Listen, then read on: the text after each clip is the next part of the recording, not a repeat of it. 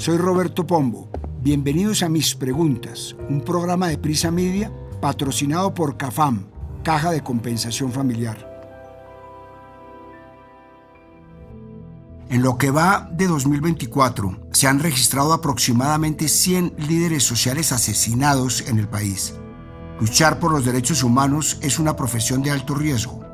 ¿Qué tanto tiene que ver la paz total? ¿En qué ha fallado el gobierno al protegerlos? Para este capítulo hablamos con Lázaro Rojas, defensor de los derechos de los campesinos y la comunidad agrícola, con el exministro de Defensa Gabriel Silva Luján, con Luzmeri Narváez, líder ambiental de Puerto Leguízamo, con el representante a la Cámara Duvalier Sánchez y con Francisco Javier Daza de la Fundación Paz y Reconciliación. Soy Roberto Pombo y este es el capítulo 102 de Mis Preguntas. Por algún motivo que no termino de entender, TikTok comenzó a mostrarme videos de buques y barcos de carga que atraviesan el Mar del Norte, un fragmento del Océano Atlántico que está entre las costas de Noruega y Dinamarca al sur del Ártico y que separa Gran Bretaña de Escandinavia. Lo espectacular de estos videos son las altísimas e impredecibles olas que hacen que hasta las naves más grandes peligren y que los marineros y pescadores más veteranos y valientes sientan miedo. Es un mar muy agitado, peligroso, porque está rodeado de tierra en muchos de sus lados y las olas no tienen mucho espacio para extenderse y forman picos gigantescos.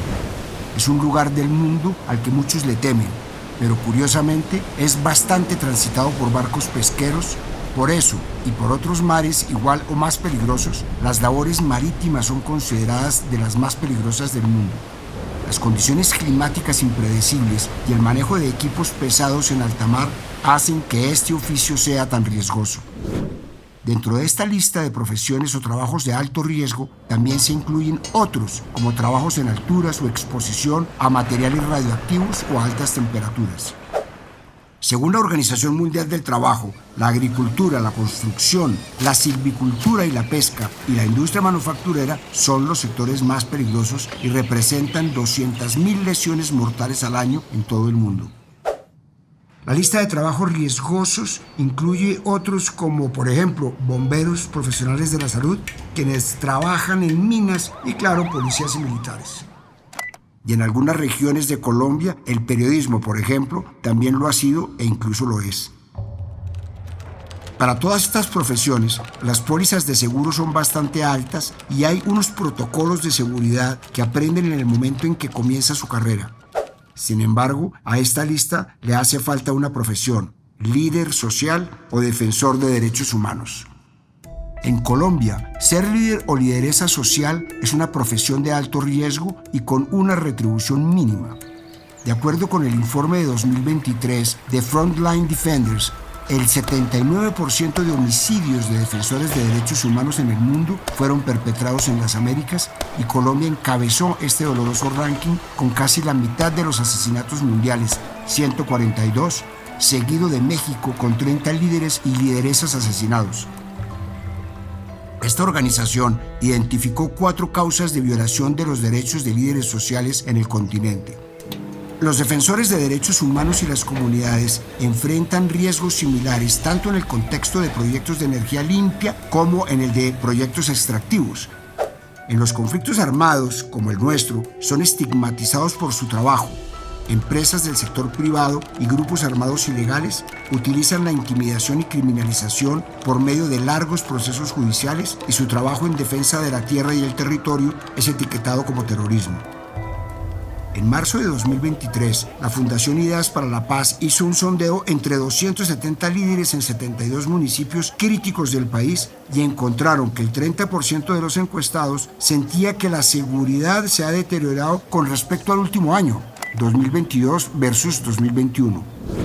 1 de cada 4 líderes fue amenazado durante el último mes, o sea, 23% de los encuestados. En abril de este año, esta organización consultó a 184 líderes sociales de zonas rurales y cascos urbanos del país con otras preguntas y esta vez los resultados tampoco fueron alentadores. 84% de los consultados se sienten inseguros en el país y el 78% en su municipio. Solo el 33% de los líderes manifestó conocer las acciones que las autoridades locales adelantan por la seguridad. El 70% de los encuestados percibieron una presencia permanente de los grupos criminales contra un 54% que percibe la presencia del gobierno nacional y las autoridades locales. Y no se trata de una mera cuestión de percepción. Históricamente, Colombia es un país especialista en aniquilar a defensores de derechos humanos y líderes sociales. Todos los grupos armados ilegales del país han atentado contra la vida de estas personas y el Estado no ha sido capaz de defenderlos. A pesar de esto, cada día hay más y más personas dispuestas a luchar por los derechos de sus comunidades en todos los rincones del país. Lázaro Rojas es defensor de los derechos campesinos en Boyacá y su trabajo le ha costado varias amenazas. Lo busqué para preguntarle, ¿por qué seguir arriesgando la vida en una labor tan difícil y peligrosa? Esta es su respuesta. Como líder agropecuario amenazado, pues de verdad que uno sigue arriesgando la vida porque buscamos que el Estado le cumpla los derechos constitucionales e internacionales que le corresponden a los hermanos campesinos, como es el derecho a la tierra, a la vivienda digna, a la salud, a la educación. También buscamos innovación, tecnología agropecuaria, etcétera, etcétera. Pero entonces lo que también más fundamental que se busca es que con sus laboriosas manos podamos seguir cultivando para así mantener la seguridad y soberanía alimentaria. Son muchos los factores por lo cual uno busca continuar como líder y así en defensa de los millones de compañeros campesinos colombianos. Nuestra población asimismo con este arduo trabajo es que ellos realizan y buscan el sustento de sus familias, entonces por eso siempre nos da el ánimo para seguirlo defendiendo. No hay gobierno que salga bien librado en temas de protección de líderes sociales, pero el gobierno anterior dejó un legado lamentable en ese sentido. Según un balance hecho por Indepaz, del 7 de agosto de 2018 al 1 de agosto de 2022, lapso en el que gobernó Iván Duque, hubo 957 líderes, lideresas y defensores de derechos humanos asesinados y 267 excombatientes firmantes de la paz.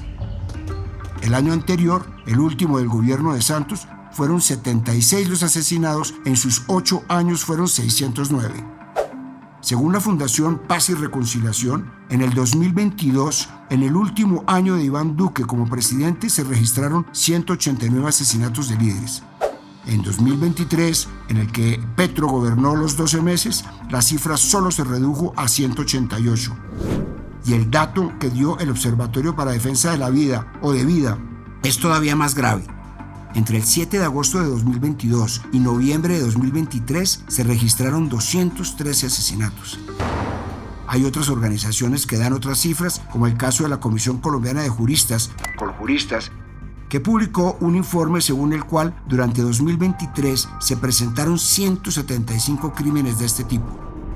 Según las cifras recopiladas por el Instituto de Estudios para el Desarrollo y la Paz, Indepaz, en el primer año de Gustavo Petro en el poder, con cierre el 31 de julio de 2023, asesinaron a 167 líderes. En lo corrido de este año, con cierre a 5 de agosto, Indepaz lleva un registro de 98 líderes y lideresas sociales asesinados y también 17 excombatientes firmantes del acuerdo de paz con las FARC. Los números varían, pero todos nos llevan a concluir que a pesar de una casi nula disminución, la situación no va bien. Es tan grave la situación que en diciembre del año pasado la Corte Constitucional reconoció que el Estado fracasó en la protección de los líderes sociales del país. La Corte declaró el estado de cosas inconstitucional. Aquí voy a hacer un paréntesis porque al leer esto tuve que buscar qué era el estado de cosas inconstitucional. Y me permito parafrasear la explicación que dio el jurista Rodrigo Primi. Es una decisión que toma la Corte Constitucional para enfrentar una situación grave como una violación masiva y recurrente de los derechos fundamentales de un grupo poblacional, que esa violación de derechos se debe a problemas generales que casi siempre se deben al incumplimiento de una autoridad con sus responsabilidades legales, por lo que las tutelas individuales no sirven porque se requieren medidas generales. Con esto, la Corte formula órdenes para que se atiendan estas violaciones a los derechos de las personas. Como venía diciendo, la Corte Constitucional declaró el estado de cosas inconstitucional, en este caso por, abro comillas, falta de concordancia entre la persistente, grave y generalizada violación de los derechos fundamentales de la población líder y defensora de derechos humanos. Cierro comillas. Y en su comunicado también declaró que en estas violaciones se ven comprometidos el Gobierno Nacional, entidades territoriales y la Fiscalía, y les ordenó atender debidamente el problema y garantizó el derecho a defender los derechos que tienen los defensores de derechos humanos. ¿Qué deben hacer el gobierno y las autoridades para garantizar seguridad y vida a los líderes sociales del país? Esto me contó el exministro de Defensa, Gabriel Silva Luján. El gobierno nacional ha tenido una actitud ambivalente frente a la protección de los líderes sociales. Hay unos líderes sociales de primera y unos de segunda. Aquellos que se mueven dentro de las políticas del gobierno, que son afectos a la paz total, que hacen parte de las comunidades que los apoyaron políticamente, han recibido protección y tienen más probabilidades de no ser sujetos de estos asesinatos. El gobierno debe reconocer que todos los líderes sociales, no importa si son de las ex-FARC, si son de otros grupos, si son de grupos indígenas, campesinos e incluso que no son y no sean ideológicamente amigos del gobierno, deben recibir protección. Creo que el gobierno ha tenido una actitud de omisión frente a estos otros líderes y es el momento en que el gobierno tenga una política nacional de protección donde comprometa a todas las instancias administrativas y gubernamentales, un liderazgo que no ha querido ejercer hasta ahora. Pero vamos a detenernos un momento para hablar del trabajo de esas personas. Los líderes y lideresas sociales, de acuerdo con la ONU y el Sistema Interamericano de Derechos Humanos, son defensores de los derechos humanos, incluso si no se reconocen como tales, en la medida en que actúan para promover o proteger los derechos humanos de manera pacífica. La Declaración sobre Defensores de Derechos Humanos, hecha por la Asamblea General de la ONU en 1999, establece que toda persona tiene el derecho de exigir el goce general de los derechos humanos, así como de denunciar cualquier tipo de violencia o abuso a sus libertades fundamentales.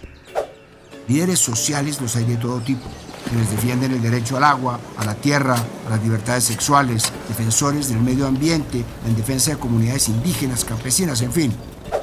Para cada iniciativa hay un líder o lideresa social. Por ejemplo, en Puerto Leguízamo, en el departamento de Putumayo, están Mujeres Guardianes del Agua, una organización de mujeres indígenas que defienden los bosques y las selvas del Amazonas de la deforestación. Una de ellas es Luz Mary Narváez, quien es líder social de ese movimiento y se ha interesado en este tipo de movimientos desde hace más de 20 años, desde que siendo niña iba a las reuniones de los cabildos indígenas y presenciaba el intercambio de ideas para defender a su pueblo. Luego se convirtió en secretaria de la comunidad y posteriormente gobernadora por 2 años. Hablé con ella y le pregunté, ¿ha estado o se ha sentido en peligro? ¿Su labor como líder social la ha afectado de manera económica, familiar, psicológica o social? Escuchemos sus respuestas.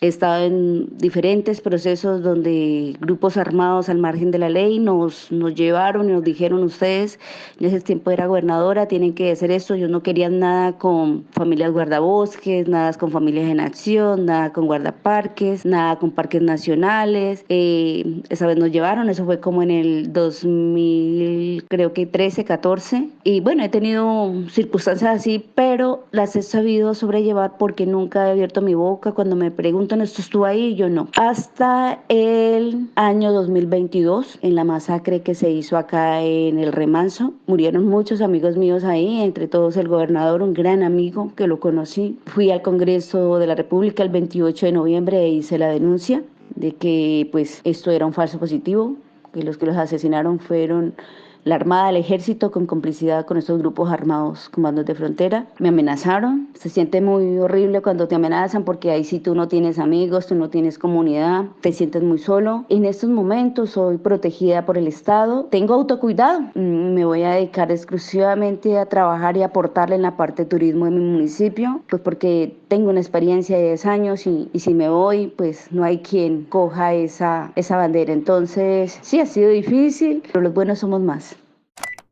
La verdad que sí, a veces afecta económico, en lo familiar, en lo psicosocial, ser una líder. Pues porque las lideresas sociales estamos en todos los sectores, rurales, urbanos, estamos con las instituciones, estamos con la fuerza pública, en todos esos eventos estamos ahí y llega un momento en que dicen, ¿tú por qué te mueves por todo el pueblo, por todo el municipio, por todo el departamento? Es que tú eres guerrillera. Entonces, a los lideresas sociales nos tildan como guerrilleras, pues afortunadamente yo no nada que ver con grupos armados, soy una mujer de paz.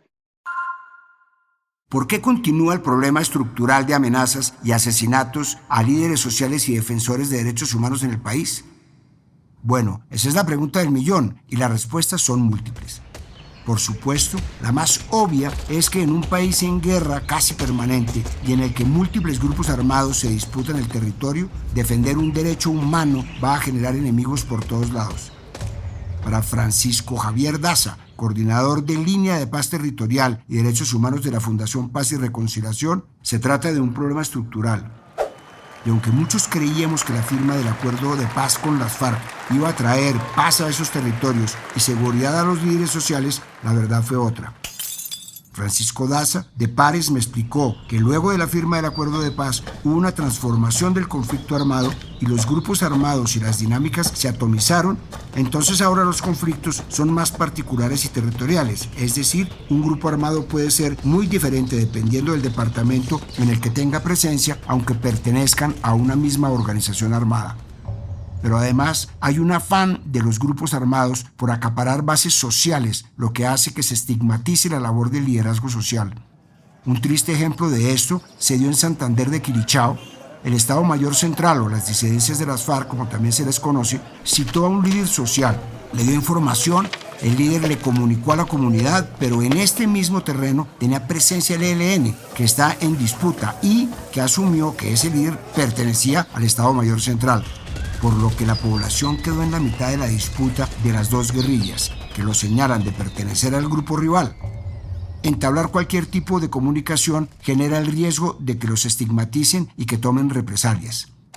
De todas maneras, está el hecho fundamental y es que de los territorios donde salieron las FARC no llegó el Estado con su presencia, con servicios ni con seguridad.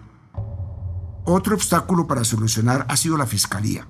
Por una parte, en 2022 el entonces fiscal Barbosa anunció que había superado el 68% en avance de esclarecimiento de crímenes contra defensores de derechos humanos en 2021. Sin embargo, según me explicó Daza, lo que la Fiscalía considera esclarecimiento no es claro, aunque en muchos casos sean solo órdenes de captura que no se han hecho efectivas o cuando hay juicio contra el victimario. La Corte Constitucional le solicitó la publicación de datos abiertos de esclarecimiento y este año debería haber el primer reporte abierto con las cifras ajustadas. Por otra parte, Juan Papier, investigador de Human Rights Watch, aseguró en su cuenta de X que el universo total de casos, 417 homicidios desde 2016, que usó la Fiscalía es incorrecto, porque solo incluye los casos documentados por la ONU entre 2016 y 2020 y un solo caso de 2021. Además, esta organización tiene otro problema combatiendo los delitos contra los líderes sociales y es la desconfianza que hay en el territorio hacia este organismo investigador y el temor a la denuncia, lo que contribuye a que haya un subregistro en los casos de amenaza. Y como no hay registro de amenaza, no hay forma de responder. Esta desconfianza responde a nexos de funcionarios con grupos armados. Por otra parte, otro organismo importante para la protección de los líderes sociales, como la Unidad Nacional de Protección, también ha estado corrompida por casos conocidos de camionetas transportando secuestrados, guerrilleros, dinero en efectivo y hasta armas. Pero además, los esquemas que la unidad le entrega a los líderes sociales muchas veces es escaso, inconveniente o costoso para el mismo protegido. Por ejemplo, en algunos casos, a los líderes se les entrega un chaleco antibalas, lo que según varios líderes les da más visibilidad y resulta más peligroso. Además, los recursos no alcanzan. Muchos líderes sociales deben asumir costos para esquemas de seguridad como transporte y alimentación y se termina por convertir en una piedra en el zapato. ¿Cuál ha sido el rol de entidades como la Fiscalía y la UNP en los asesinatos a líderes sociales? Esto me dijo el representante Duvalier Sánchez. Realmente ser líder social, defensor de derechos humanos o líder ambiental en Colombia pues es una actividad de alto riesgo que no debería ser así en democracia.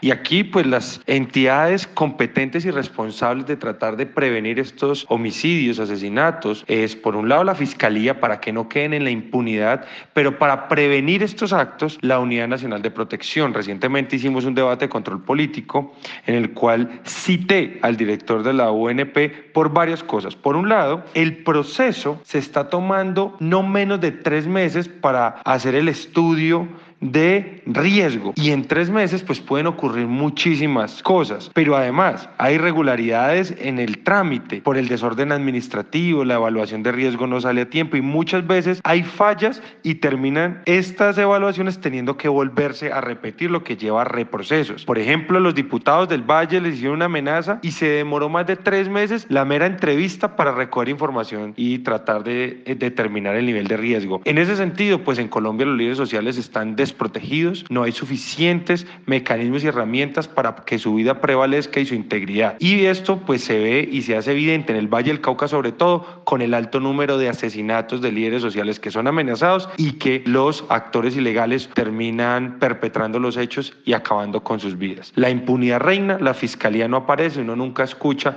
que efectivamente estos casos se resuelvan en justicia, por lo tanto la vida del líder social no es protegida por el Estado ni se hace justicia cuando son asesinados. Como ya nos contaba hace un rato Luzmeli, ser una lideresa social es vivir con un estigma permanente. Por ejemplo, ser parte de espacios como el Comité Nacional de Participación, que hace parte de la mesa de negociación con el ELN, los expone a ser estigmatizados.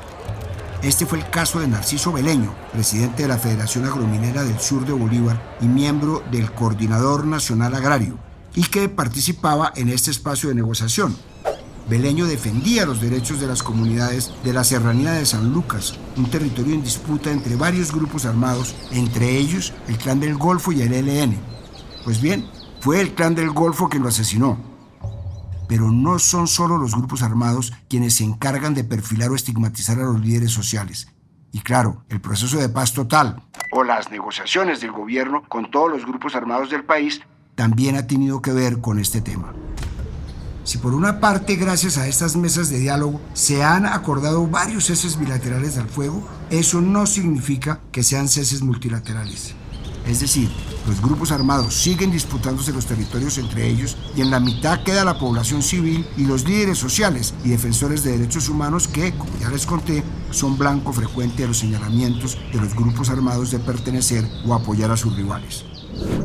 Los grupos armados no son los únicos que estigmatizan a los movimientos sociales. El portal Verdad Abierta lanzó Verifico, una plataforma que desvirtúa discursos desinformadores y estigmatizantes hacia líderes sociales, defensores de derechos humanos y ambientales. Y encontró que la senadora María Fernanda Cabal y el expresidente Álvaro Uribe son los emisores que más enviaron mensajes contra líderes a través de sus redes sociales. La estigmatización viene de todas las orillas. Por ejemplo, representantes del gobierno como el embajador Roy Barreras, cuando miembros de la Asociación de Institutores y Trabajadores del Cauca, ASOINCA, protestaban contra el mal sistema de salud del magisterio, y el embajador sugirió en su cuenta de X, abro comillas, yo pregunto si este bloqueo del Congreso es una protesta sindical legítima por recursos de salud o una expresión de grupos afines al ELN, como sugieren sus atuendos y arengas. Cierro comillas.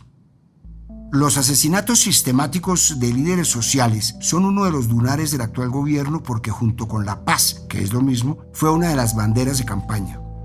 En casi toda su carrera política y en su campaña presidencial, Gustavo Petro ha sido un defensor de los líderes sociales y ha estado ahí para hacer más notorio el trabajo de estas personas que arriesgan su vida todos los días. En su cuenta de X y en muchas intervenciones en medios y foros, ha denunciado varias veces la estigmatización, acoso y la violencia contra los movimientos sociales. El lema que escogió para su gobierno una vez electo fue Colombia, potencia mundial de la vida. Y sin embargo, las medidas que ha tomado para proteger a los líderes sociales parecen ser insuficientes. El tema incluso ya no parece tener tanta relevancia en sus discursos como lo tenía cuando era opositor. El medio Cuestión Pública hizo la tarea y, según sus cuentas, en su discurso de posesión el 7 de agosto de 2022, la palabra que más mencionó el recién elegido presidente Gustavo Petro fue paz. 22 veces para ser exactos. La segunda fue vida en 20 oportunidades. Desde su llegada al poder, emprendió una búsqueda ambiciosa de llegar a acuerdos de paz o sometimiento a la justicia con todos los grupos armados ilegales del país. ¿En qué ha fallado el gobierno a la hora de proteger los líderes sociales? Esto me dijo Francisco Javier Daza, coordinador de Línea de Paz Territorial y Derechos Humanos de la Fundación Paz y Reconciliación. Pensar en fallas frente a la protección de liderazgos sociales en Colombia pasa por identificar aquellas que tienen el gobierno de Gustavo Petro y las que corresponden al Estado colombiano y su estructura. La propuesta de Petro alrededor de su consigna de Colombia, potencia mundial de la vida, fue asociada a la defensa y salvaguarda de la vida de la población colombiana, incluyendo la de personas líderes y defensoras de derechos humanos. Sin embargo, las cifras de violencia homicida contra esta población durante su gobierno muestran que sigue siendo una materia pendiente. Estas fallas se asocian a la respuesta limitada frente a las dinámicas y accionar de grupos armados organizados y organizaciones criminales que operan en los territorios donde se concentran los mayores casos de violencia homicida contra esta población. Se ve con preocupación la cantidad de casos que se registran en departamentos como Cauca, Antioquia, Valle del Cauca y Arauca. Por otro lado, se encuentran las fallas estructurales del Estado frente a la protección de los liderazgos sociales. Aquí se conjugan tanto la desconfianza hacia la institucionalidad para interponer denuncias por amenazas, como el ineficaz nivel de esclarecimiento de los casos de violencia homicida por parte de la Fiscalía General de la Nación. La conjugación de las fallas y limitaciones mencionadas derivó en que la Corte Constitucional declarara a finales del año pasado el estado de cosas inconstitucional sobre personas defensoras y liderazgos sociales en Colombia. El portal periodístico sobre Conflicto Verdad Abierta lanzó un libro llamado Historias Inconclusas, que es un libro sin acabar porque representa la deuda del Estado colombiano con los líderes, lideresas y defensores de derechos humanos del país, y es el esclarecimiento de los asesinatos de miles de ellos y la sanción para los autores. Una buena parte de las páginas de este libro solo contienen los nombres de 1.134 personas que fueron asesinadas entre el 1 de enero de 2002 y el 31 de marzo de 2022 por defender los derechos de sus comunidades. Otras cuantas páginas cuentan la historia de algunas de esas personas. De acuerdo con el programa Somos Defensores, de los 144 asesinatos de líderes sociales en el 2022, apenas uno de ellos tiene sentencia. El gobierno, la fiscalía y todos los entes encargados de la protección de líderes sociales tienen una deuda y, lejos de refrendarla, parece que cada vez aumenta más. Defender los derechos de los más vulnerables, de la naturaleza, de los colombianos, no debería costarle la vida a nadie, sino todo lo contrario, debería merecer más garantías. Soy Roberto Pombo y este fue el capítulo 102 de Mis Preguntas. Nos vemos en el próximo capítulo.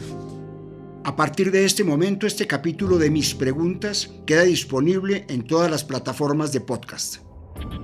Este episodio fue posible gracias a CAFAM, Caja de Compensación Familiar. Dirección: Roberto Pombo. Producción general: Juan Abel Gutiérrez. Asesor editorial: Daniel Sampero Espina. Guiones: Juan Abel Gutiérrez y Johnny Rodríguez. Producción de campo: Marcela Salazar y Lucía Beltrán. Postproducción de audio: Carlos Bernal.